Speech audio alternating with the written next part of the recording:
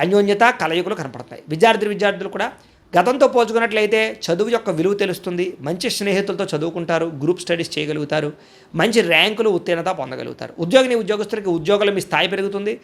ఉద్యోగంలో తోటి ఉద్యోగస్తులతో అనుకూలత, అధికారికి మెప్పు, ప్రమోషన్ ఇంక్రిమెంట్లు పొందగలుగుతారు. స్త్రీలకి శుభకార్యాల గురించి చర్చలు కొనసాగుతాయి. నూతన బంధువులతో పరిచయాలు, వ్యూహాలు అమలు చేసే అవకాశాలు, వివాహ ప్రయత్నాలు ఫలిస్తాయి.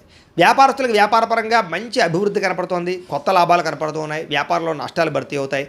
మొండి బకాయిలు వసూలు అవుతున్నాయి. కాబట్టి కాలాన్ని సద్వినియోగపరచుకోవాల్సిందిగా తెలియజేస్తూ ఇక సింహరాశి వారి యొక్క ఫలితాలు. ఈ వారం మీ గోచార గ్రహగతులు కనుక చూసుకున్నట్లయితే కొంచెం మిశ్రమ ఫలితాలే కనపడుతున్నాయి. కష్టానికి తగ్గ ప్రతిఫలం కనపడటం లేదు. ప్రేమికుల మధ్య వివాదాలు కనపడుతున్నాయి. ప్రేమించిన వాళ్ళని దూరం చేసుకోవడం, కుటుంబ సభ్యుల మధ్య గొడవలు, ఇష్టమైన వస్తువులు చెడిపోవడము లేదా సెల్ ఫోన్లు పాడవడం లాంటివి కనపడుతూ ఉన్నాయి. జాగ్రత్తగా ఉండాలి. ప్రభుత్వ ఉద్యోగస్తులకి ఉద్యోగంలో పెద్ద సమస్యలు వచ్చే అవకాశం ఉంది. జాగ్రత్త. స్త్రీలకి మనశ్శాంతి లేకపోవడము, కుటుంబ కలహాలు కనపడుతున్నాయి. సంతకాల విషయంలోనూ, డాక్యుమెంట్ విషయంలోనూ, రిజిస్ట్రేషన్ విషయంలోనూ